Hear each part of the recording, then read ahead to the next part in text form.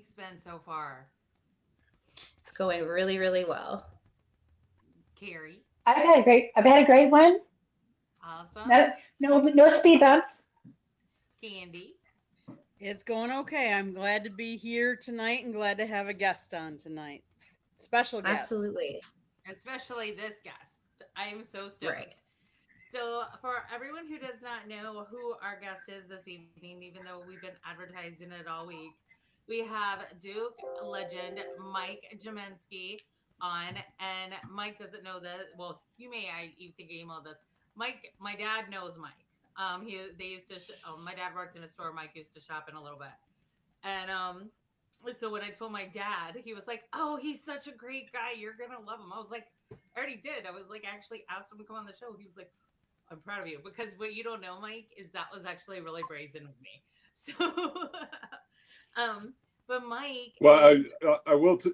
Uh, Go ahead. yeah, I will say, Jen, I didn't realize that you were out of character in doing that. I mean, you were very confident in your ask, so you hit Thank it you. well. I figured it was all the way in. Why Absolutely. not? So, for those of you who don't know, who do not know, Mike is currently the spokesman for, or not spokesman, but he's a host for basketball for the ACC and the CW and for CBS Sports. He's also, when he played at Duke from 1977 to 1980, he was the Player of the Year in 1979. He was first team All ACC 1978 through 1980. And you were one of the first numbers retired by the Duke Blue Devils, weren't you? Yeah, well, there was actually a pretty big gap, and Dick Groat was the first one who went on to have a Hall of Fame baseball career. He won two World Series titles. He's from Pittsburgh, but his number was retired in 1952, Okay. and then there wasn't another one retired until me in 1980, and they went back actually, and they retired Art Heyman and Jeff Burr. Coach K went and did that retroactively, but at the time I was only the second one. That's fantastic. That's so cool. And you've had an illustrious career, but I have to ask you, what was it like playing against people like Kareem, um, Larry Bird, Michael Jordan? And I know Michael, you were the original Mike, right? I know different positions, but you're the original Mike and the Carolinas anyway. Well, yeah, only by accident of birth that I happen to be older than Michael, but it was such a special time to play in the NBA. I mean, they were really at a low point in the 70s, and then you merged with the ABA and brought some pretty colorful players over, but it really took David Stern in the early 80s to kind of get things cleaned up. And then, of course, when Bird and Magic were drafted the year before me, and then, Dr. J toward the end of his career, and Michael in that draft class in 1984, that really was the catalyst for the league, to give everybody some perspective. And Magic's rookie year, when they won the championship, the NBA finals were on tape delay on CBS at 11 o'clock at night. Right. And, That's right. now it's an event, and every game is an event. What's happened with the league has just been incredible. I know. What have you thought of all the changes from when you were playing in the NBA and the changes now? Well, it really is a different game. I played, just about every team had two or three 7-footers. I mean, I was undersized at my Right. position, at 6'11". And you asked about Kareem, and he's really the only one who I really felt I had no impact on what he was doing out on the floor. I mean, he would go into his sky hook, and I'd have the best seat in the house right underneath him. But for playing against Elijah and Ewing, and I mean, even going back further, I mean, I played against Wes Unseld and Dave Cowens, and so it really, and then at the end of my career, I played against Shaquille O'Neal. So, really spanned an incredible breadth of centers. And, now the game is so centered on 3-point shooting. It really is Right. quite different. Yeah, that's true. Because y'all didn't do a lot of 3-point shootings. And I know the first 3-point shot was actually at Western Carolina. Well, the 3-point shot was there and it was utilized, but not to the extent, it wasn't the staple of the offense. There were guys who, and, only a select few could really, make that shot. Now it seems like everybody coming in has got 3-point, at least they have shooting range. I don't know that they all have making range, but, they, and the thing too, some of these guys, they're shooting from like 6-7 feet behind the line without any effort at all. Right. Really astounding. Yeah, it's like just seeing the changes even in my lifetime has been crazy. Megan, what do you think about all the changes? I am a fan of physical basketball. So the 90s era, the late 80s era, I love. I know it's for player safety and that's nice and all, but I did love it whenever they were a little more physical. I'm a huge Bill Laimbeer fan, and so obviously I like physical play. I like the differences that we see because I like basketball on all levels. So, I like watching the women's game because it's different. I like watching international ball because it's different. I like watching NCAA because it's different. And so, while maybe it's not my preference in the changes, I do like to see the changes. And so, like with the MLB, they made some rule changes over the last 2 years, and they were very instrumental in them gaining their viewership back. So I think when it comes to the NBA, you got to try. So if you don't like it and you're thinking, okay, this isn't working out, then at least you tried. Exactly. Megan, I would say the thing that's a little confusing to me is that the regular season seems to be officiated completely differently than the postseason.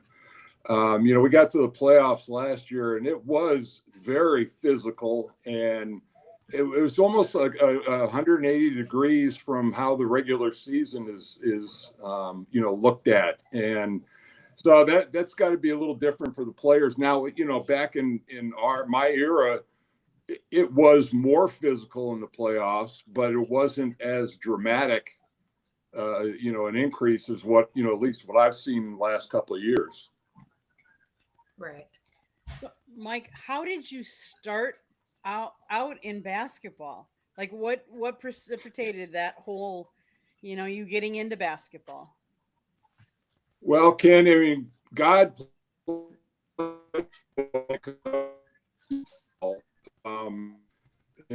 bless my mother. I was 24 inches, 11 and a half pounds when I was born.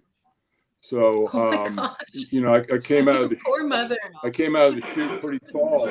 Yeah.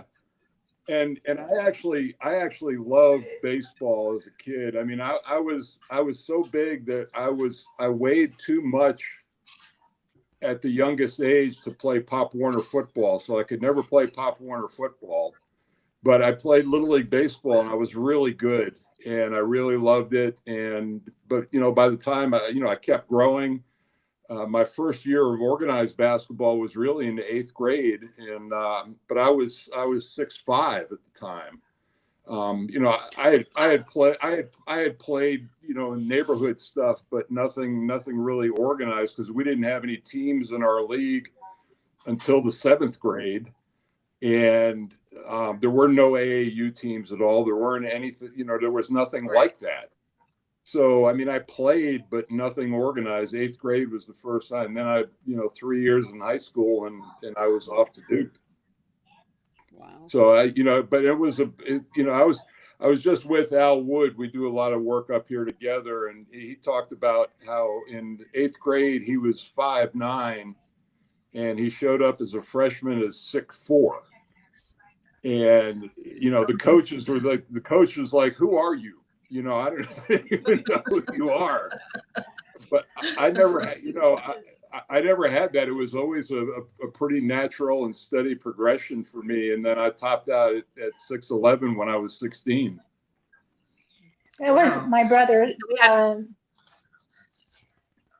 I was going to say my brother went from 5'8" to 6'2" over the summer between his 8th grade and freshman year in high school. So I watched that firsthand, not quite to your extent, because he didn't get a whole lot taller. But yeah, I can imagine. I can't. Well, Carrie, I mean, I asked Al. I said, did you see yourself grow? I mean, that's like an amazing spurt to go through in just one summer. And he said, yeah, none of my pants fit me. They were all up over my ankles, and all of a sudden stuff was real small, and that's got to be almost the surreal experience to go through that. My brother didn't like my offer of sewing lace on his pants. So we had a question in the audience. Oh, go ahead. So we have a question from the audience. Adam asked, what is your favorite arena to call in the ACC? Well, obviously, my heart is in Cameron. Right.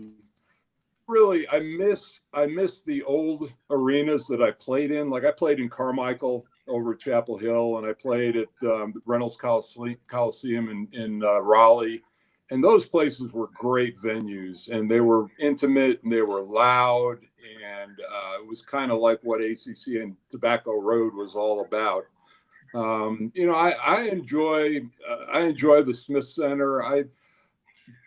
My blanket answer is I like it infinitely better when the students are in session than in school, because when you're doing a game, even at Cameron, there is a big difference in the crowd for when the students are in school and at the game, and when it's just kind of open to everybody else. Now it's great for everybody else who gets a chance to go in there and watch a game, but it's not the same intensity as when the students are there. And that really goes to all of the venues. So speaking of venues, we have had some changes because of conference realignments. So talk to us a little bit about what you think about conference realignments, and then specifically how you think that has affected ACC. Well, it was like a splash of cold water in the face, and Jen was there for media day, and I walked in and I saw Stanford and Cal and SMU at the ACC media day, and I thought, what are you guys doing here? And then I was like, well, okay, yeah, you're in the league, and it's I don't know where it's going. It's not going to go back where it was. I don't know. I really don't even know what the future of our league is, to be perfectly honest with you. I mean, Clemson looks like they're trying to make a serious effort to leave, and Florida State. Right. And I mean, you look at who's dominating the landscape, at least in football. I mean, it's pretty much the SEC, the Big Ten, and the Big 12, and that's it. The ACC will get their champion in, and thank goodness they expanded to 12. But I don't, are there going to be 3 huge conferences when this is all done, or are there going to be 4? I don't know what it's going to look like, but it's to give the people some perspective who are maybe a little younger, that my first 3 years at Duke, there were 7 teams in the league. And wow. South Carolina left in the early 70s, and then Georgia Tech came in my senior year to make it 8 teams. So it was a very intimate, very basketball-driven conference then, and now football seems to, it really does rule the day. So I have a theory. Oh, sorry, ladies. I want to expand a little bit more on conference realignment real quick. So I have a theory, because obviously I'm a big women's basketball fan, and seeing the Pac-12 not be around anymore just hurts, 112 years of a history there. And in my opinion, I felt like on the women's side of things that recently the Pac-12 was it as far as conference play. It was tough every night, night in and night out. I think that we're going to see some of these teams go back to the Pac-12. They still exist. There's only five schools in there, and they did pull a couple of smaller schools in there. But I think once they deal with the brunt of the travel, they might be able to pull some of their old schools back. Yeah, that's an interesting take, and I will say for the women's side, the ACC basketball has been really strong lately. I know that we've had at least 5 or 6 teams in the top 25 consistently for the last few years, and I had the good fortune. Charles Barkley, when he was inducted into the Hall of Fame, he went in with Gino Auriemma. And I got a chance to meet Gino for the first time. I mean, I grew up in Connecticut, so I follow Connecticut sports, and what he's done is remarkable. But to that end, I mean, wrapping your head around USC and UCLA going to Minnesota in February to play a basketball game, or logistically, I don't know how it's going to last for the long term. And Bill Walton was a dear friend, was a good friend of mine, and God rest his soul. I'm almost happy that he's not here to see the breakup of his conference. I mean, that would have shattered him, I think. Yeah, I agree with that completely. I would love to see the Pac-12 come back, and it's fine in football because you got one matchup a week. In basketball, you got 2 or 3. Like, how are you going to go coast to coast like that? How are you still going to go to class? And once again, on the women's side of things, they don't have the one and done. You have to play for your eligibility. And so, that travel is for that amount of time. You don't have to just go to college for 1 year and then you're able to go pro. So I think it'll be interesting as it develops over the next couple of years. And we're focusing on the 3 primary sports, but throw the whole athletic department in with the rest of the travel, and economically, boy, I don't know how that works. Can you imagine if you're a softball player and you're playing in the SEC and then all of a sudden OU and Texas join? Oh my gosh. Yeah, I mean, and that's, I'm sitting here looking at Clemson, and for years, I mean, they've been the best in our league football, and I'm like, really, you want to go to the SEC? You sure you want to do that? Well, and I think of the travel for the Big Ten, because now they have Oregon and they go all the way from the West Coast all the way to the East Coast. Oh, no. Mike. Oh, looks like Mike dropped out. So hopefully he's able to come back. Let's talk a little bit about what we learned during the research that we did about him. I think is he coming and going? I was just going to ask, and this is something that hit me, was with the football going to a 12 championship, 12 member championship game. There's been talk about how these conference championships are no longer going to be relevant and or possibly phase out. Do you think that will affect basketball, or is it more because there's less football games that doesn't change anything for basketball? I think this would be far down, but I think if there's any effect, obviously correct me if y'all think I'm crazy, but I could really see them doing like an NBA like mid-season tournament type thing. That's the most I could see, but that's just me. So I mean, obviously I know stuff about it, but I'm not the queen of hoop. So well, I think it's going to affect every sport so different, and then even at that, it's going to affect each different sport, like women's sports differently compared to men's sports, and so we're going to see it unfold. We're in the middle of it. We're just in the middle of just football, and this is just year 1 of conference realignments. And so we'll see the changes. I'm excited for the ACC specifically, adding Stanford, like Jackie was talking about last week. And I really think that absolutely added a lot of toughness when they added SMU as well. That is bringing football to the ACC. Now, they're sitting at, 13 this week, or did they go up? And they've had a good season, and they've had good football programs before. Now they're not your bigger school like that, but they do have a name for themselves for sure. Hey Megan, can you look backstage because Mike says that he's sees us on his screen. Okay, 1 second, ladies. Oh, we can. Much clearer too.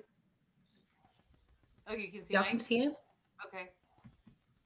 I came in as a guest. I It's can not hear you, showing Mike. on my screen. That's I can't see crazy. him. Huh. I hear something in the background.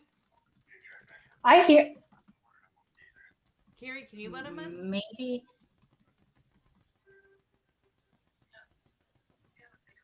Can anyone else Do you hear see Mike? Because I can. I see him. No, we don't see him or hear him. If he's able to sad. maybe go out and come back in. We're so sorry about this, guys. And I know that y'all are hanging on in the comment section trying to figure out what we have going on. We're still trying to figure out our Riverside account. Okay, thank you, Mike. I'll let them know.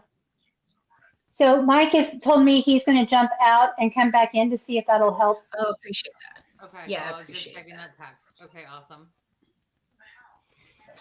All right. Because So I can hear him and he and I were having a conversation. oh wow, that's crazy. All right, Yeah. it's a Duke Nobody else thing, is seeing. isn't it, Gary? It's a Duke thing. I mean, he knew who was really on his side. Growing up, so I should still have this.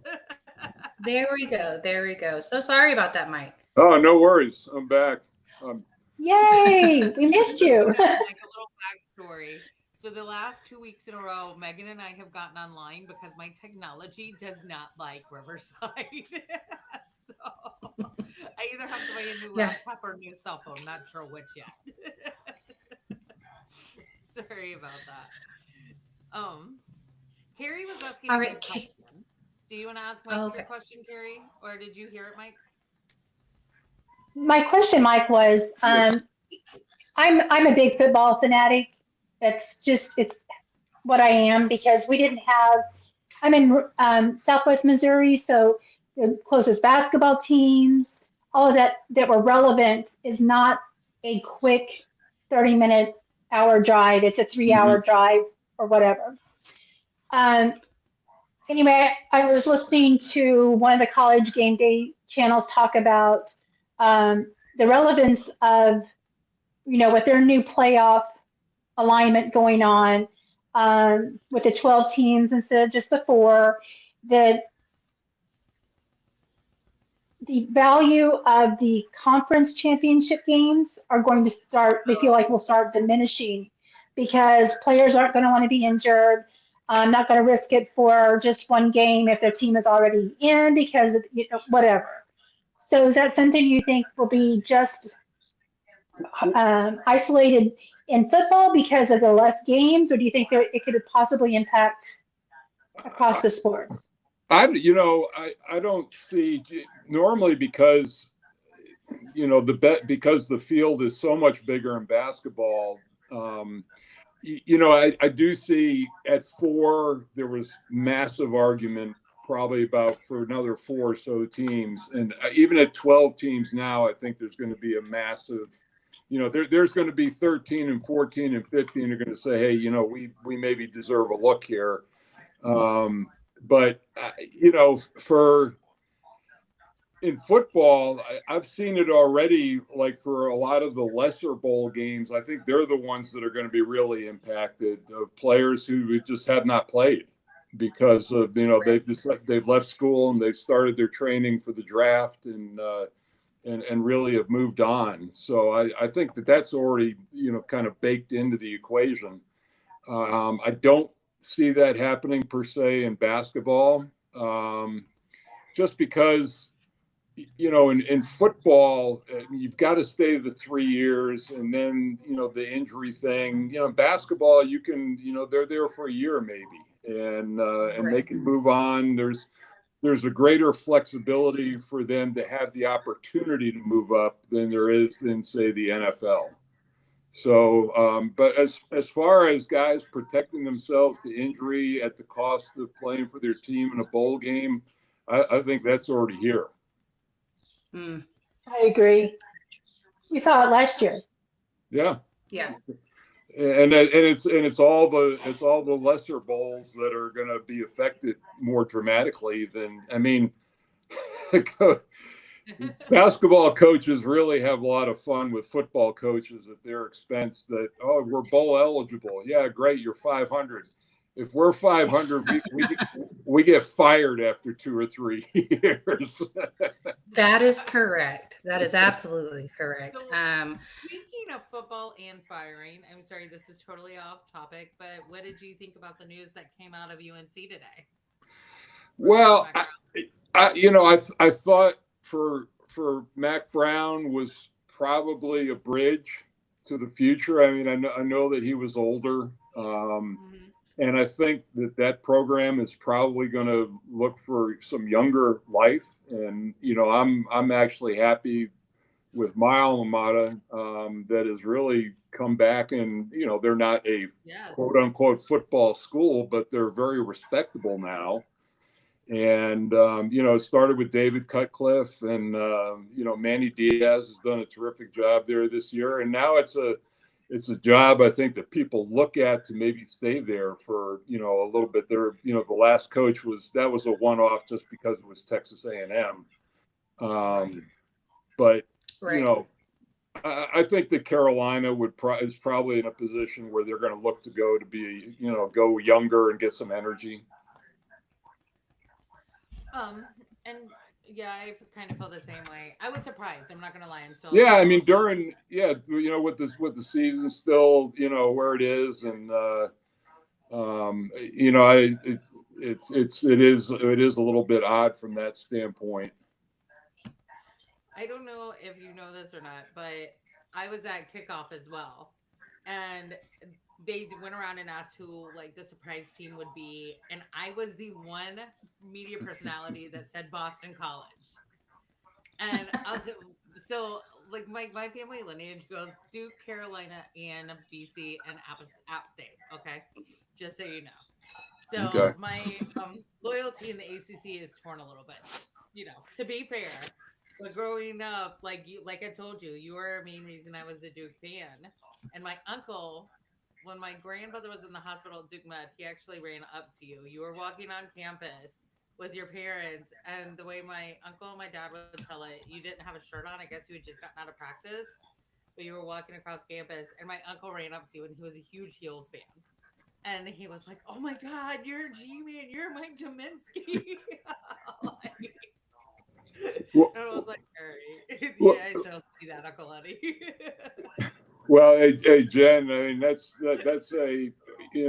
that is not an easy job up there at BC for sure. And, I love Earl Grant, and, when they first came in the league, I mean, Al Skinner, they had some great teams, and, their first year in the league, they played in the tournament conference championship. But I won't lie to you. It's any college sport in that town is really tough. I mean, it's a pro town. Sport is tough in that town. Yeah, and so and being, they were really a perfect fit for the Big East during that whole stretch. And I just think they feel like they're kind of on the outskirts of town here in this league, but who's to say that Cal and Stanford aren't going to feel that same way too? Indeed. Mike, we know that your time is incredibly precious, and we have one more question for you. I have a question for you.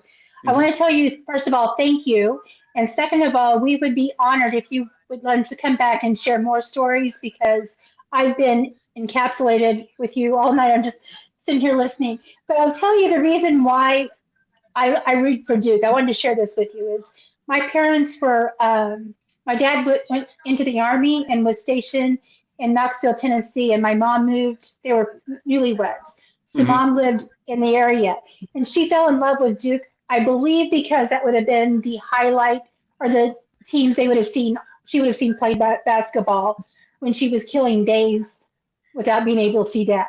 So she became as an adult a lifetime Duke fan, and then I have picked up her torch in the middle of this of her life and will carry it on in her memory. But I want to know, besides our beloved Duke, who else should we be excited about watching going forward? Well, I think from a basketball standpoint, people have asked me that, and I don't know that these coaches even really have a good handle on who they are at this point. With the portal and the transfer and the turnover in basketball and in football too. I mean, it is so hard. 20 years ago when I first started covering college basketball, I'd have on my sheet, where the kid went to high school and, where he is now. Now I've got like 2 or 3 high schools, a prep school, and there may be 3 or 4 colleges that he's played for before I see him in this, in this situation. So I think it really takes them a couple of months to figure out where they are. The league, I think, took a big hit when Tony Bennett retired at Virginia. And I think the current state of affairs with the NIL and that's just not who Tony is. And Virginia may struggle to survive in that type of environment. And then you got, Jim Larinaga is well into his 70s. Leonard Hamilton is well into his 70s at Florida State. So the league is really in flux. I think Duke and Carolina, just because they are who they are, or they're always going to be good. It's a question of whether they're great. And then as for the rest of the conference, it really is a, kind of a mixed bag. I mean, everybody thought that Louisville was going to come in hot as a great program, and man, they've had unbelievable, things happen there. And I think Pat Kelsey is a great choice. I knew him when he was Skip Prosser's assistant at Wake Forest. So they, we're at a point, we're in an inflection point, I think, really, of having to have young coaches. Who's going to step up? I mean, this is almost going back to the 80s when Coach K and Bobby Cremins and Jim Valvano came in, and who was going to kind of carry the torch forward as Coach Smith got older. Right. No, I have a question. And I guess one more question before we get out of here, because this is from our audience. Okay. He said, Mike, what is your opinion on how the NBA will conduct the All-Star festivities? Thanks, Willie. That used to be a really big deal.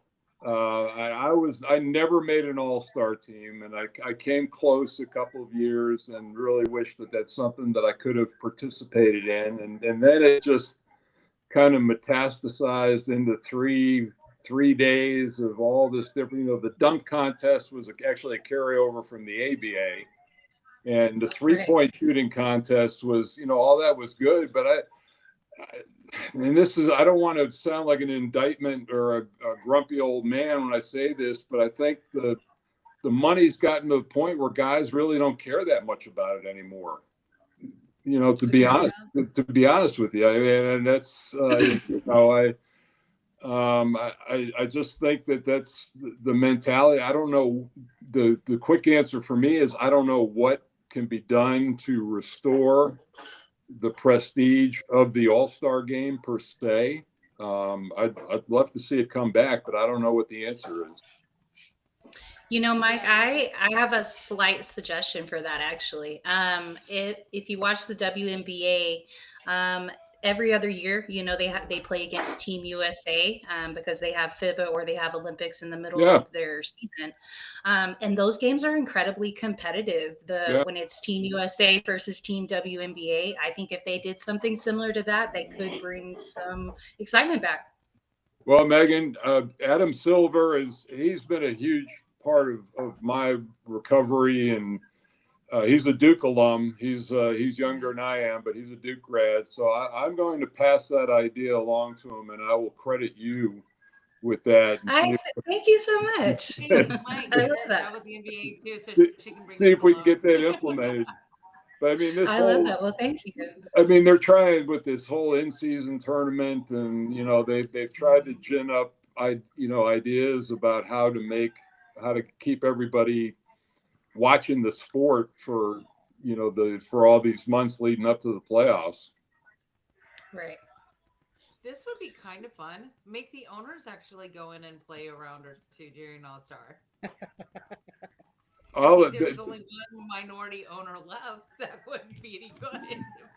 well, I know the guy, one of the guys who just was he's one of the new owners of the Hornets. Rick Schnall is a good player, and he actually, I knew him. He played up at Coach K's fantasy camp for years, so he can handle the guard spot for sure. But I think with most of the other owners, they may need to have a lot of orthopedic surgeons handy courtside for that event. I'm just saying, I think it could be funny.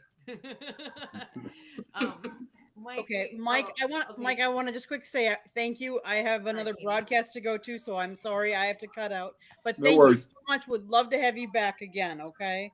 Thank you, Candy. I Happy appreciate you. Thanksgiving. Thank you. You too. Bye, Candy.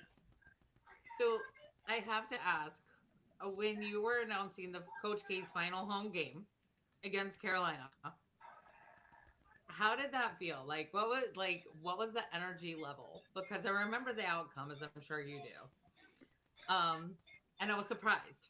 Truly, I was surprised by the outcome.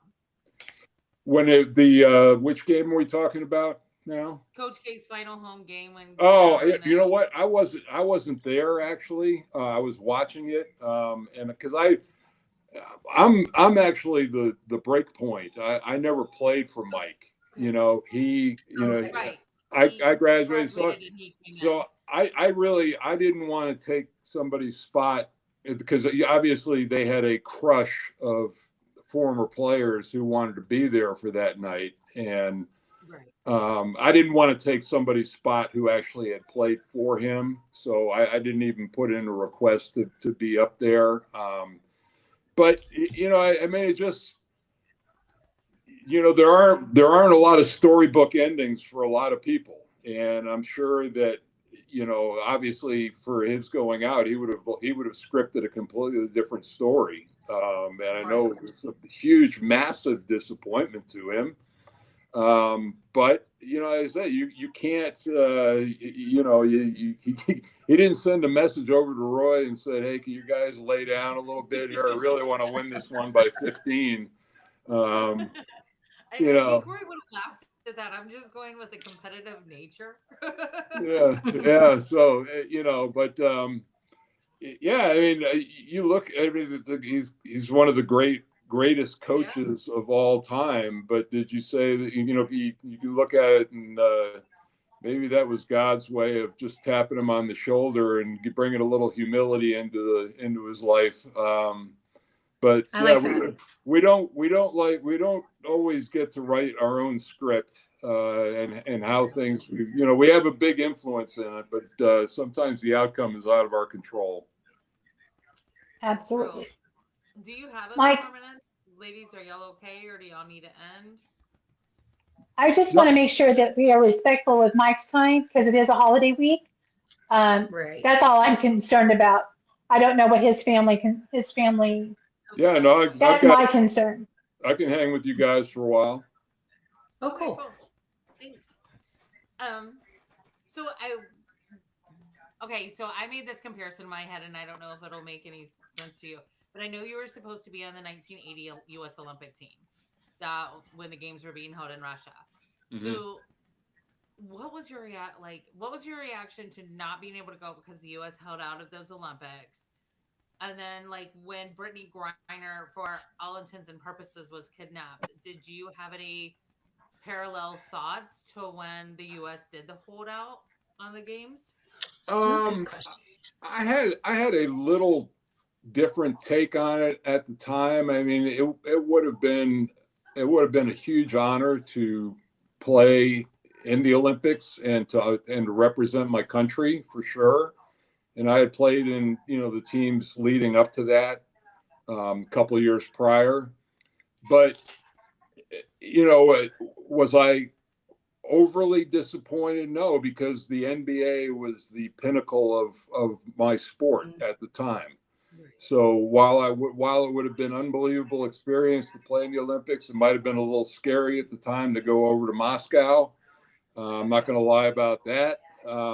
But all that being said, I didn't understand it at the time. I was too young to, and I still don't think that, politics and, that political statements should be made in those venues. Because those are venues to me that typically bring people together. And for a lot of those people, the swimmers, the true Olympic sports, I mean, they've trained their whole lives for this moment and then it's gone. Right. For me, I had a 14-year career ahead of me in the NBA. So what I had been training for was still there for me. For a lot of our athletes, it wasn't. And that's so I think to ask them that question would be a lot more impactful, and you'd probably get a much more emotional response. Well, and that's a valid point, because honestly, Lynn Cox, who was a long distance cold water swimmer, Colin Powell actually credited for helping end the Cold War because she swam the Bering Strait from Alaska into Siberia in the 80s. I can't remember if it was mid 80s or late 80s, but she Colin Powell at the time went on GMA and gave her credit for helping end the Cold War, because the Siberian people really took care of her when she got there, because she was almost in a hypothermic status. Sure. I was a competitive swimmer, so I read biographies on that. Well, I think at one on one level there's war, but I think what you just talked about, I think the human spirit is something that everybody relates to, and frankly, Absolutely. To me, it's beautiful to watch sports at the highest level like that, and to and to see people compete, and to see these smaller countries who are just completely elevated by whether it's a Jamaican sprinter or a country that's really small, to see the pride that they have in those athletes is really cool to me. Yeah. So you talked about Bill Walton being a close friend of yours. Can you talk to us about some of your good memories with him? He, you know what? It is a miracle that he became the broadcaster that he did for me, because he had a severe speech impediment. Wow, I didn't know that. Almost to the point where he had trouble talking. And he overcame a lot. And then you would never know that by the end of his career, because Dave Pasch, who's his play-by-play guy, he was doing God's work working with Bill, because Bill would just go on and on and on and on, and God bless him, but he kind of, the God's cruel joke with him is he was going to be one of the best three centers ever. I'm talking ever. And he had horrible feet. He had really high arches, and they were just designed very poorly for athletics. And that's what, and that's what caught up with him. And it was really sad. And because he had a brilliant basketball mind, great passer, great teammate, great defender, just a superior talent.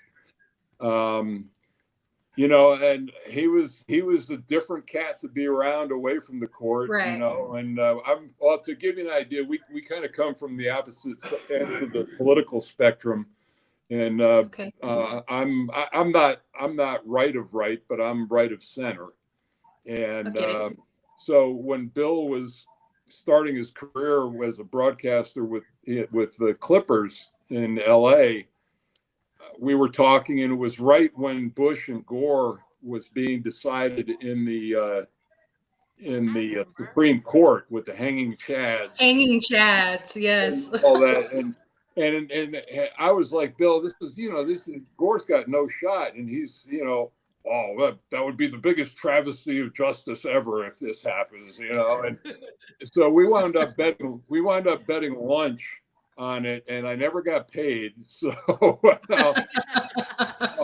hopefully I'll see him on the other side and remind him of that. I love that. Yeah, no, that was my one great memory with Bill.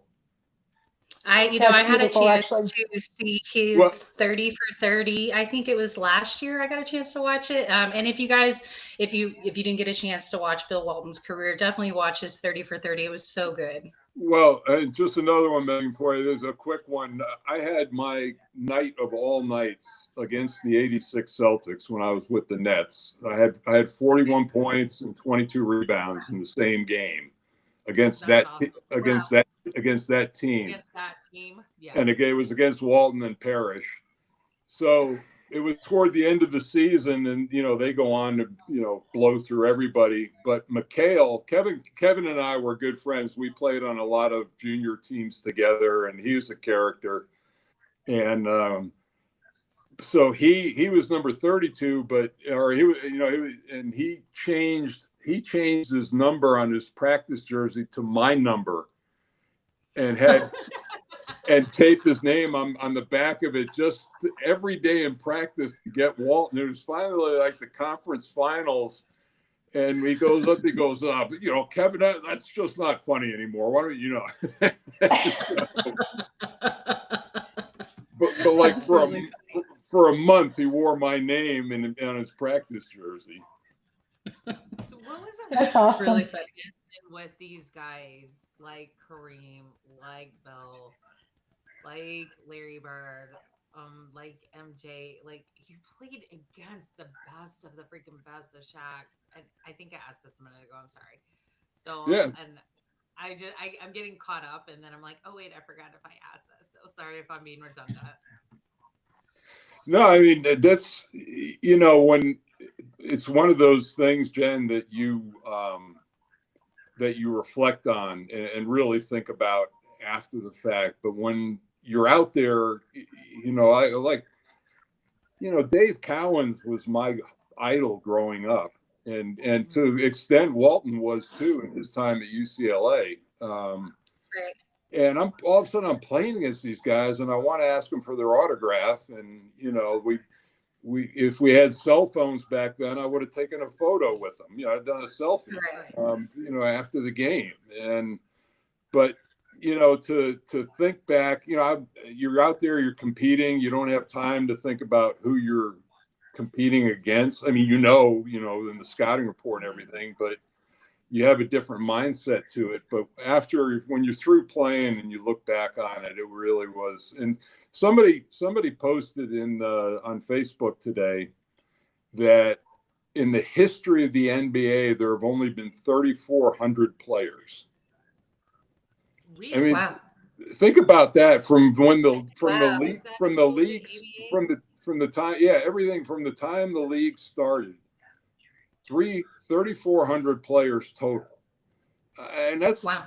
that's pretty. To me, when I saw that, I was like, whoa, And I posted a thing on mine. I said, I'm humbled to be a part of this legacy. That's a pretty select group when you think about the history of the sport. I mean, we're coming up on 75 years. And you're right up there with these legends too, Mike. So don't ever think that you're not, because people hear your name and they get so excited. You're like, Oh yes. When she told me you were coming on the show, I was like, really? Yeah, Okay. why are you messing with me? You told me stuff before. Well, Just last week we had Jackie Carson on too, and so that was a really big get as well. Just really love what the ACC is doing right now, especially women's ball. That's just really what I enjoy so much. Do you see it catching up in popularity there in the ACC as well? I keep waiting for it Oh, we lost to, sound. do you have me? Oh, your mic. I can hear you. Okay. Well, there.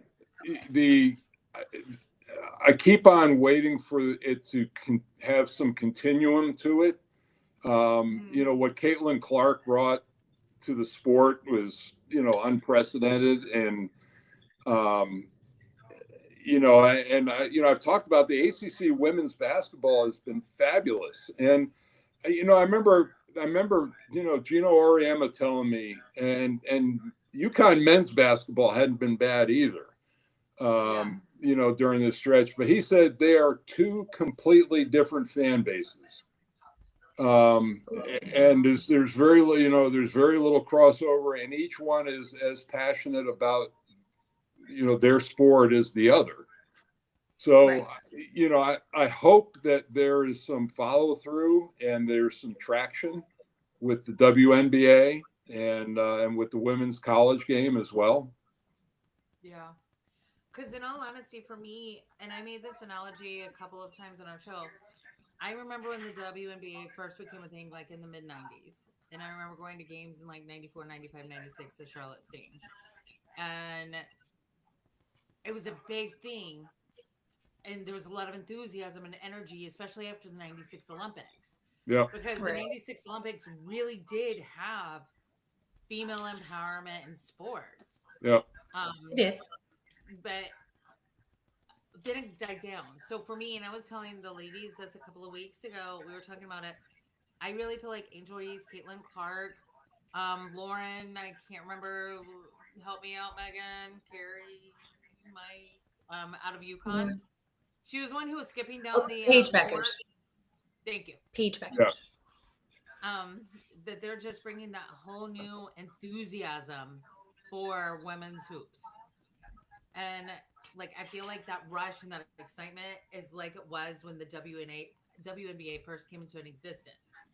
Would you agree with that, or would you tell me I'm off my rocker? Well, I think what probably needs to happen is that there needs to be some drawing of the college fans up to the WNBA. I think that the college women's basketball fans are kind of locked in on that level, maybe, and maybe as more players pass through and go on, like Caitlin Clark, and maybe she draws fans up from to the WNBA. Because I know this is going to sound crazy, but in the early 80s, there were people who asked my parents what I was doing after I left Duke.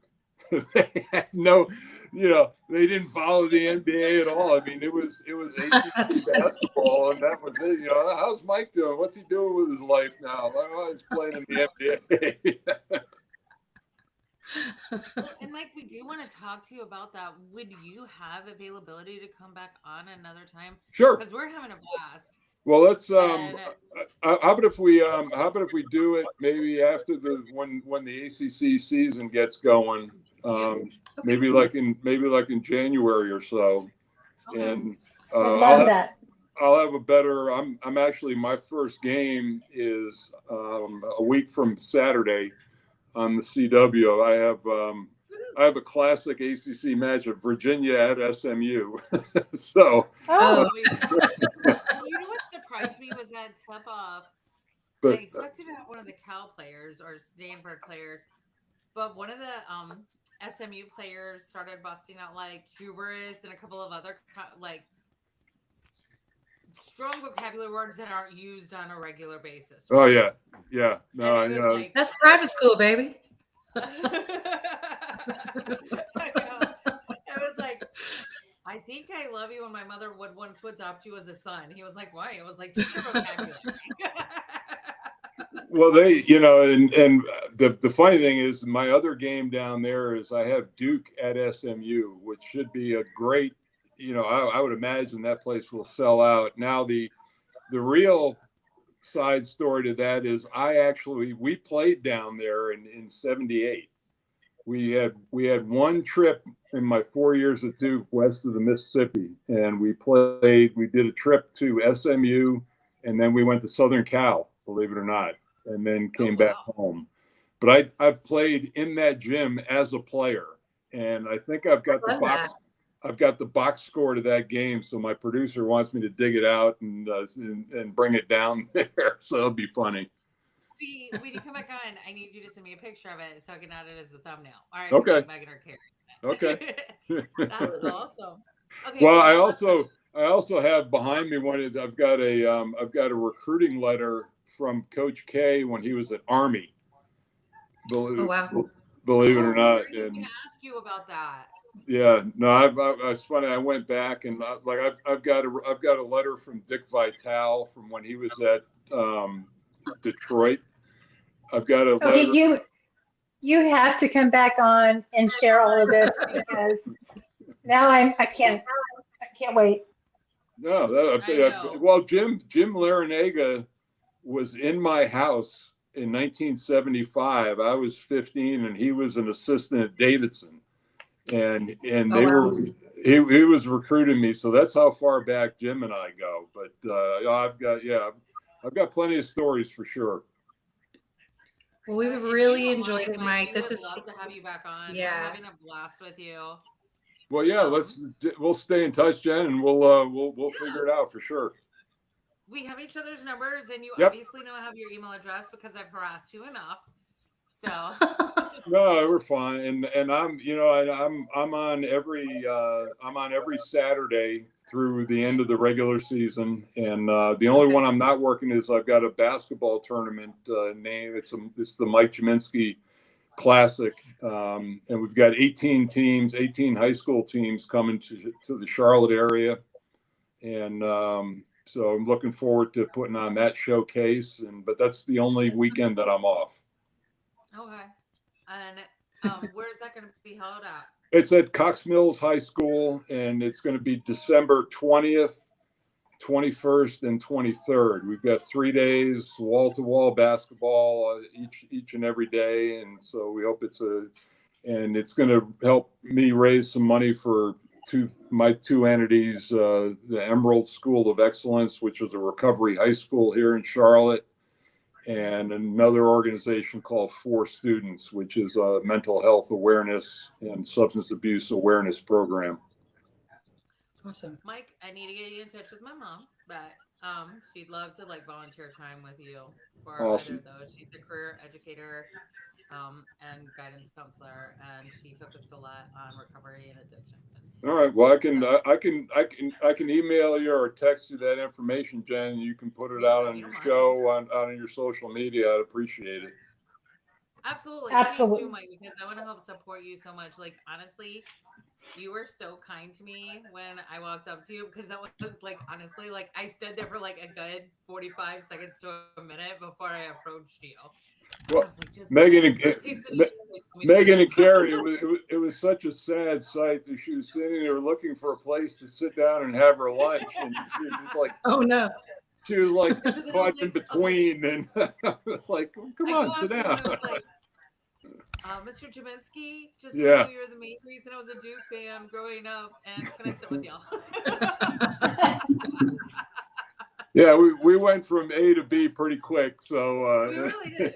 I love chatting with you. So thank you so much for being so gregarious and kind to me. I really appreciated that. My pleasure, ladies, and look forward to being on with you once we get a feel for how good or mediocre the ACC is this year. So what's your surprise team for this year in the ACC? Clemson is playing. I think that the team to me that really got smacked last year was Pitt. I thought they were a lock for the tournament, and they got snubbed. And they've gotten off to a good start, and they've played some good teams. Now tonight we got Duke and Kansas out in Vegas. Yes. And then Carolina and Auburn are playing after that, so it'll be the two best teams in the conference. But I would say Pitt might be the dark horse. Clemson is actually playing very well right now as well. Yeah. I really wanna Alrighty, see well, I this think that movie does all it the for time. us this week. We are so happy and glad to have Mike on here. And we will see you again. Everybody that was in the comments, thank y'all for sharing. Thank y'all for commenting. We appreciate y'all. And we will be back next Tuesday, same time. Thank you so much, Mike. Thank you, Mike. See you all. Hey, happy Bye. Thanksgiving, everybody.